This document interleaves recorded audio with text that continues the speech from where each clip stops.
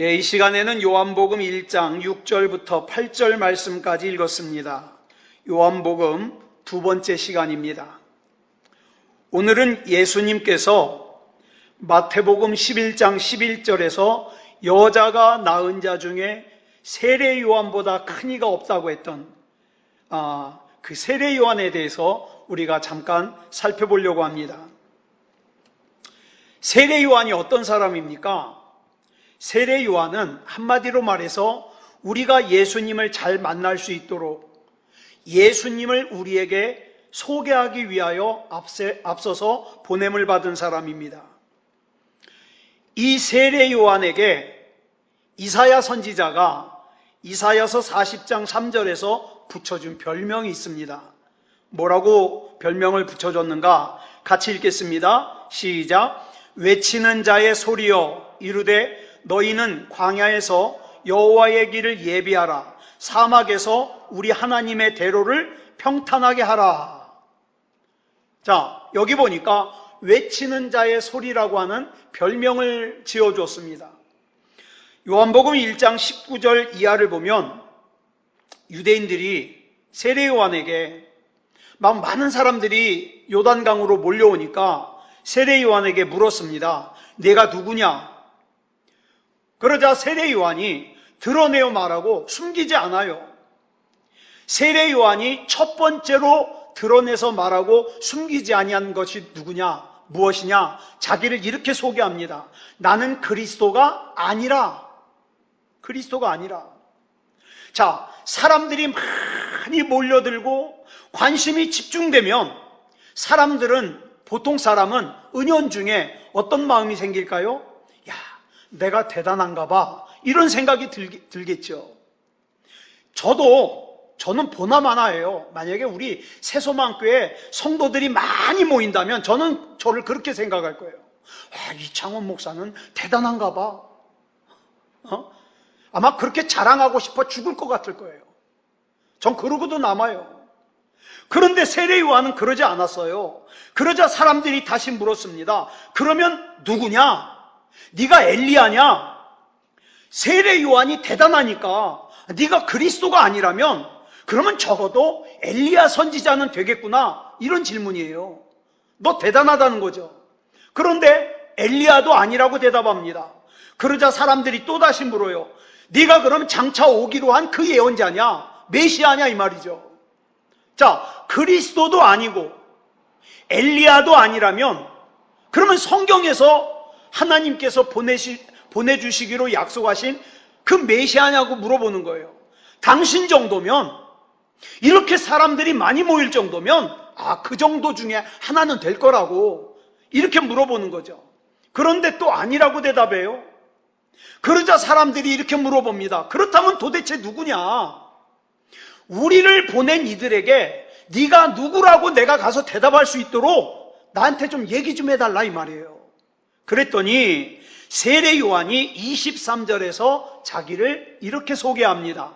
시작. 나는 선지자 이사야의 말과 같이 주의 길을 곧게 하라고 광야에서 외치는 자의 소리로라. 그래서 붙은 별명이 광야에서 외치는 자의 소리예요. 자, 그럼 보세요. 여기서 소리라 그랬어요. 소리의 특징이 뭡니까? 여러분, 소리가 눈에 보여요, 안 보여요? 소리는 눈에 안 보여요.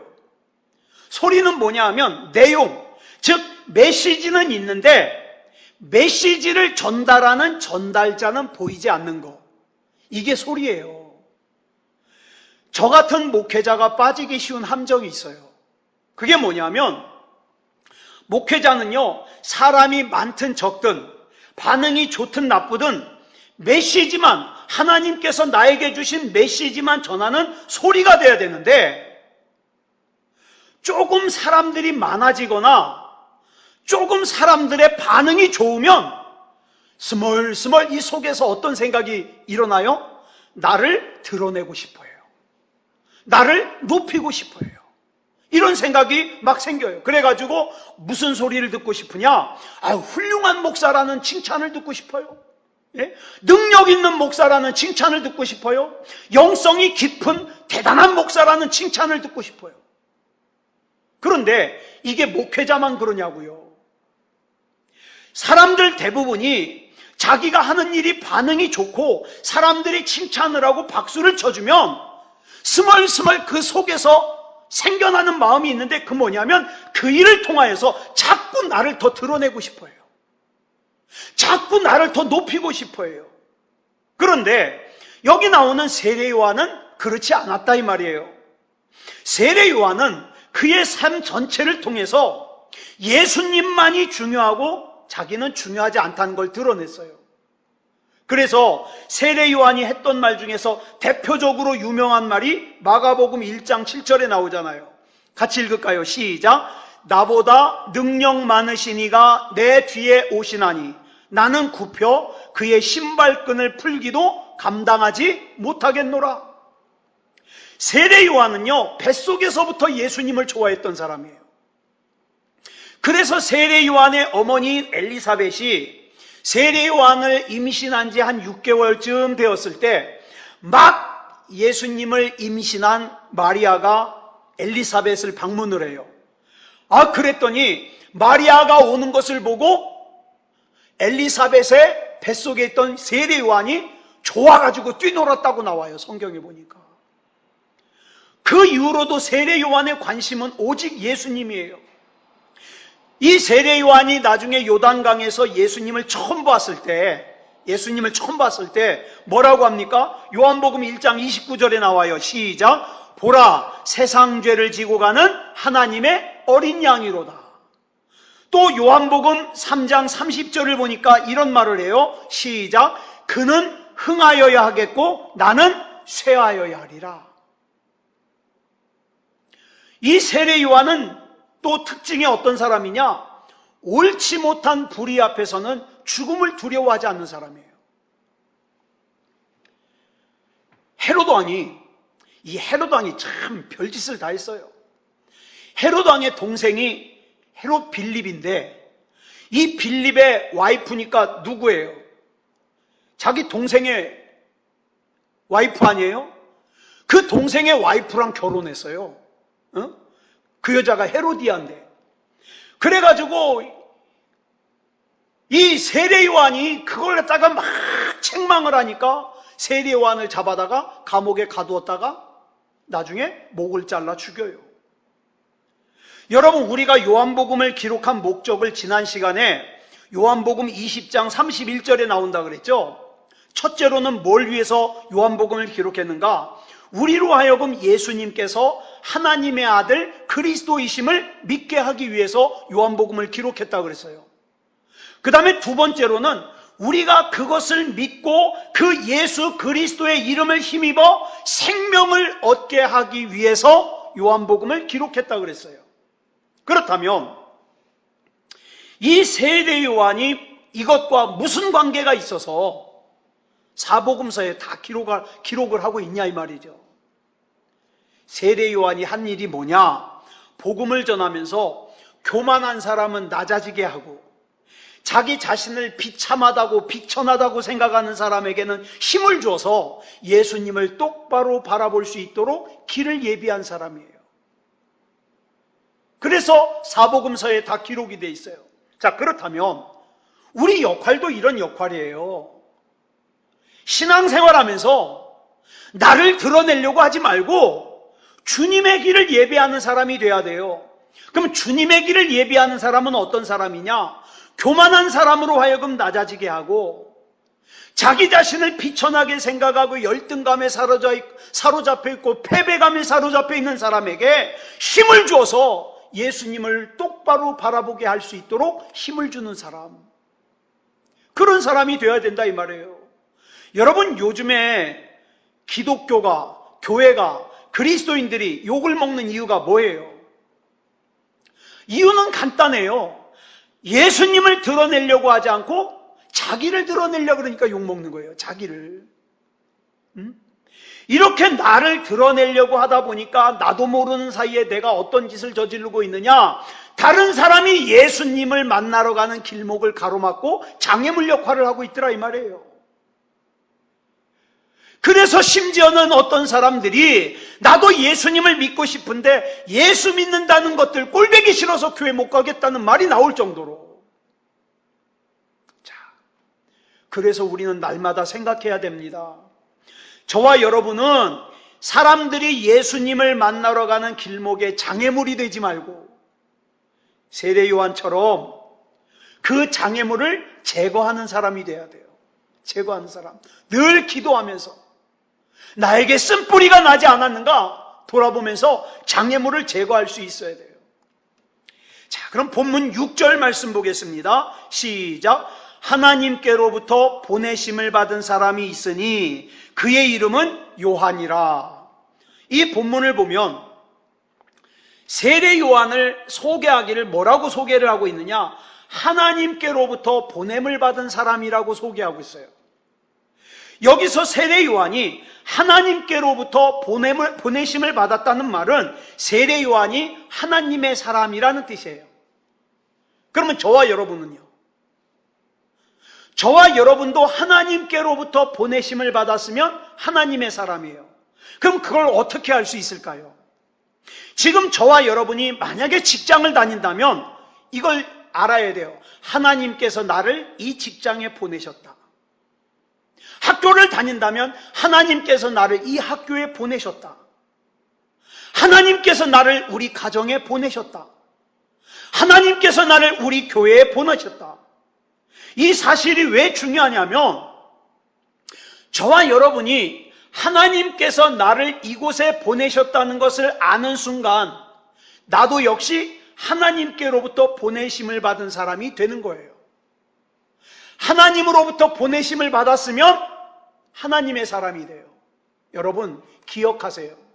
지금 내가 있는 곳에 딴 사람이 왔으면 이거 감당 못해요. 하나님께서 그걸 알고 나를 여기 보내신 거예요. 너는 이거 감당할 수 있어.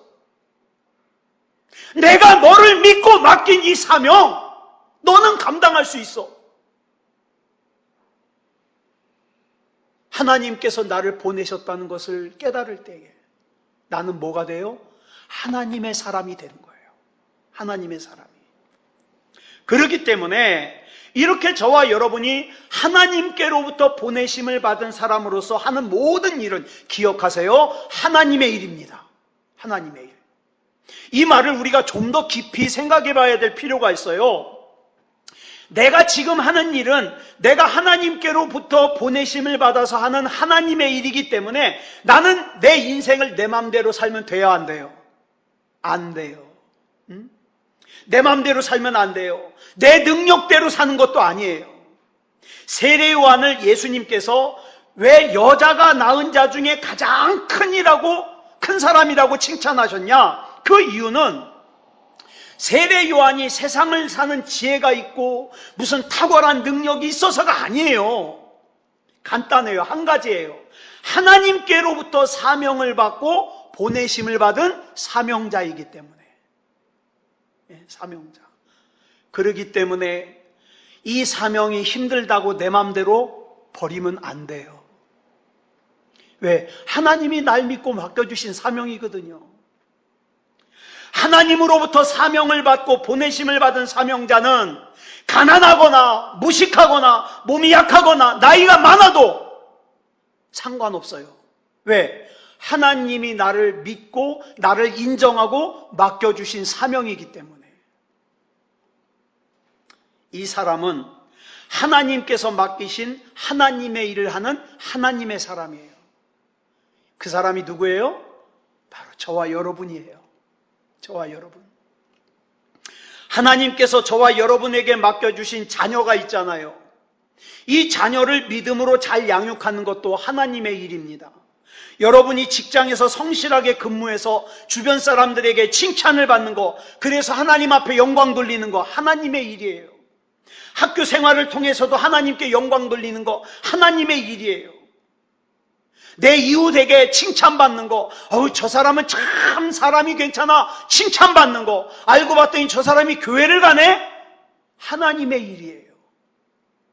꼭 목사가, 선교사가 되어야만 하나님의 일이 아닙니다.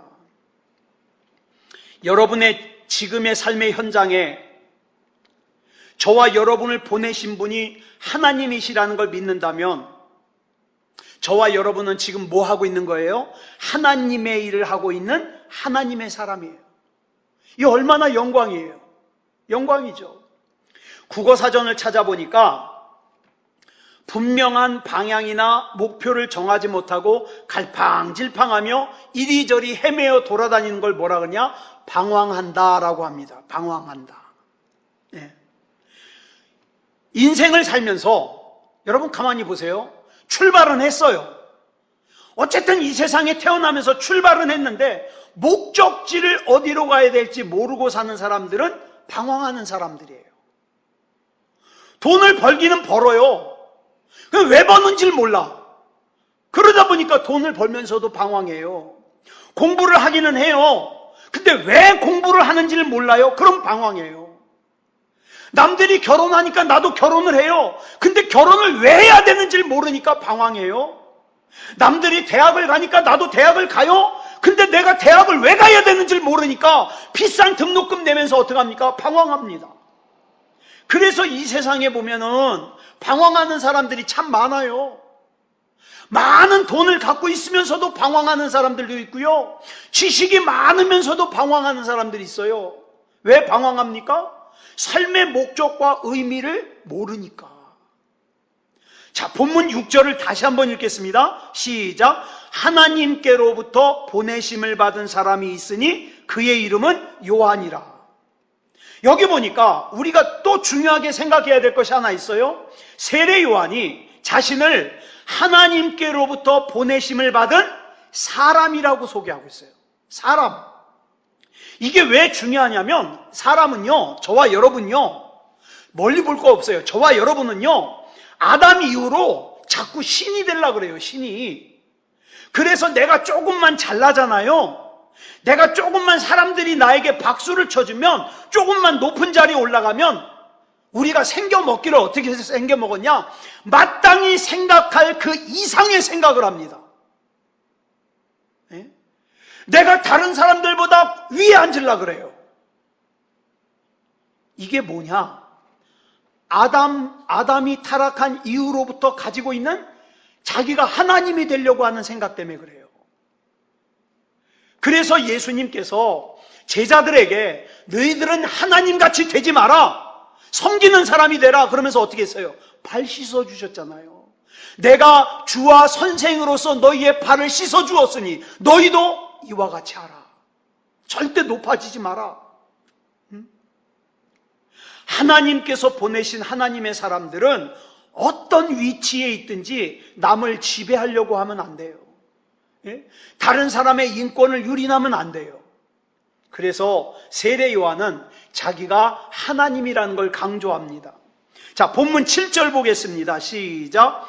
그가 증언하러 왔으니 곧 빛에 대하여 증언하고 모든 사람이 자기로 말미암아 믿게 하려 함이라.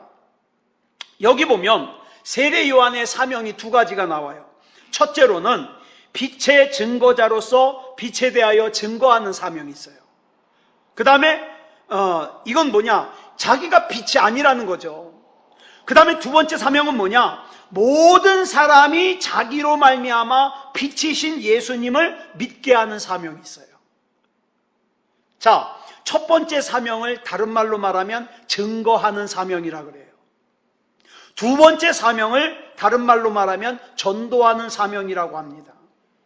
자기가 뭐 때문에 살아야 되는지, 내가 살아야만 하는 이유, 즉 자기의 사명을 설명할 수 있는 사람은 참 위대한 사람이에요. 여러분 한번 질문해 보세요. 자기 자신한테. 내가 왜 살아야 되지? 응? 내가 왜 살아야 되지? 내가 반드시 살아야만 하는 이유가 뭐지? 이거 한번 질문해 보라고요. 세례 요한은 빛을 증거하기 위해서 살아야만 돼요. 빛은 당연히 예수 그리스도를 뜻합니다. 즉 세례 요한은 빛이신 예수 그리스도를 증거하고 믿게 하기 위해서 세상에 왔다는 거예요. 이것이 세례 요한이 살아야만 하는 목적입니다. 그리고 본문 7절 하반절을 보면 뭐라 그랬습니까? 시작. 모든 사람이 자기로 말미암아 믿게 하려 함이라. 그러니까 모든 사람이 자기 때문에 빛이신 예수님을 믿게 하려는 것이 세례 요한의 사명이다. 사명. 근데 우리는 여기서 이제 이런 질문을 안 할 수가 없죠. 나 때문에 예수님을 믿은 사람이 몇 명이나 될까? 나 때문에 하나님을 만난 사람이 몇 명이나 될까? 나 때문에 예수님을 믿고 세례를 받고 구원을 얻을 만한 믿음을 가진, 확실한 믿음을 가진 사람이 몇 명이나 될까? 이 질문해야 돼요.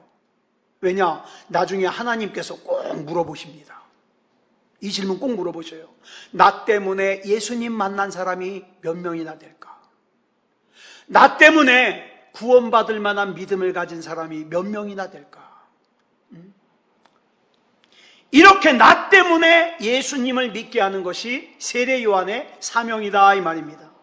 자, 본문 8절 보겠습니다. 시작. 그는 이 빛이 아니요 이 빛에 대하여 증언하러 온 자라.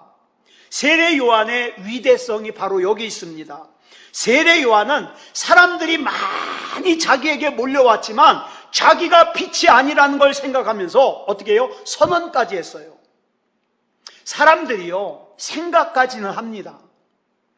예를 들어서 누군가 이창원 목사에게 야, 이창원 목사는 참 훌륭한 목사야 라고 얘기한다면 사실이 아니라는 걸 저는 알거든요. 그런데 사실이 아니라는 걸 제가 알면서 아니라고 얘기는 안 하고 어떻게 해요? 그냥 이상하게 긍정도 부정도 아닌 미소를 쫙 지으면서 그냥 넘어가려고 그래요. 그런데 세례 요한은 그러지 않아요. 나는 빛이 아니야. 나는 빛에 대하여 증거하러 온 사람이야. 나는 그 빛이 되신 예수님의 신발끈을 풀기도 나는 모자른 사람이야. 세례 요한은 이걸 선포하더라는 거예요. 나는 그저 광야에서 외치는 소리야. 나 신경 쓰지 마. 나는 그냥 소리일 뿐이야. 나는 소리.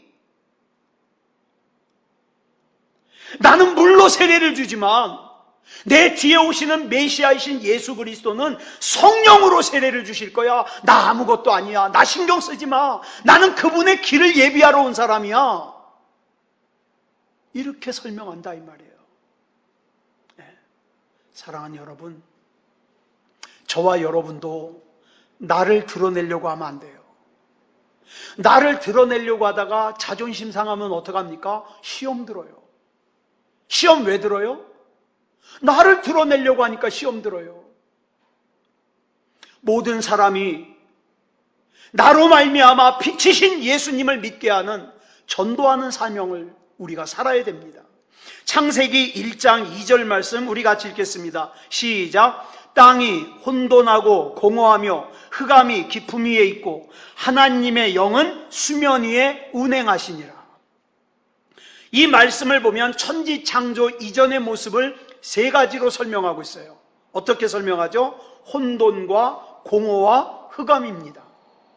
근데 이런 모습이요, 지금도 하나님을 거부하고 예수님을 구주로 영접하지 않은 사람의 마음에는 이 세 가지 특징이 나타나요. 극도로 혼돈의 삶을 살고 그 인생이 공허하고 흑암에서 방황하는 삶을 살아요. 창세기 1장 3절부터 5절까지 보면 이런 혼돈과 공허와 흑암 가운데 어떻게 천지 창조가 이루어지는지를 설명하고 있어요. 우리 같이 보겠습니다. 시작. 하나님이 이르시되 빛이 있으라 하시니 빛이 있었고 빛이 하나님이 보시기에 좋았더라. 하나님이 빛과 어둠을 나누사 하나님이 빛을 낮이라 부르시고 어둠을 밤이라 부르시니라. 저녁이 되고 아침이 되니 이는 첫째 날이니라. 빛이 창조되는 순간 혼돈과 공허와 흑암은 순식간에 사라졌어요. 그죠? 사람들은 흔히 생각하기를 하루가 언제 시작한다고 생각해요? 해가 뜨면 시작된다고 생각해요. 그런데 성경에 보니까 어떻게 되고 있어요? 저녁이 되고 아침이 되니 이는 첫째 날이니라. 창세기에 보면 해가 지는 것으로 시작해가지고 해가 뜨는 것으로 하루가 마무리돼요. 그래서 유대인들은 하루를 어떻게 해요? 오후 6시부터 시작이 돼요. 그래서 안식일도 오후 6시부터 시작이 돼요. 그런데 오늘 본문을 보면 참빛이신 예수님께서 이 세상에 오셨다고 기록하고 있어요. 우리는 앞에서 예수님을 세 가지로 설명한다고 그랬죠. 예수님은 빛이시고, 예수님은 말씀이시고, 예수님은 생명이시라 그랬습니다. 그런데 사람들이 이 참빛이신 예수님을 영접하지 않았대요. 영접하지 않았대요. 자, 본문 9절부터 11절까지 보겠습니다. 시작. 참빛 곧 세상에 와서 각 사람에게 비추는 빛이 있었나니 그가 세상에 계셨으며 세상은 그로 말미암아 지은 바 되었으되 세상이 그를 알지 못하였고 자기 땅에 오매 자기 백성이 영접하지 아니하였으나. 사람들이 예수님을 영접하기를 거절했다는 뜻이에요. 여러분, 인간이 가장 많이 받는 상처가 뭘까요? 인간이 가장 많이 받는 상처, 거절의 상처예요. 거절. 근데 이 거절이 죄의 특징이에요. 이 거절당하는 느낌을 갖다가 철학용어로 뭐라 그러냐? 소외감이라 그래요. 소외감. 이 소외감이요, 굉장히 무섭습니다. 속사람을 병들게 만들어요.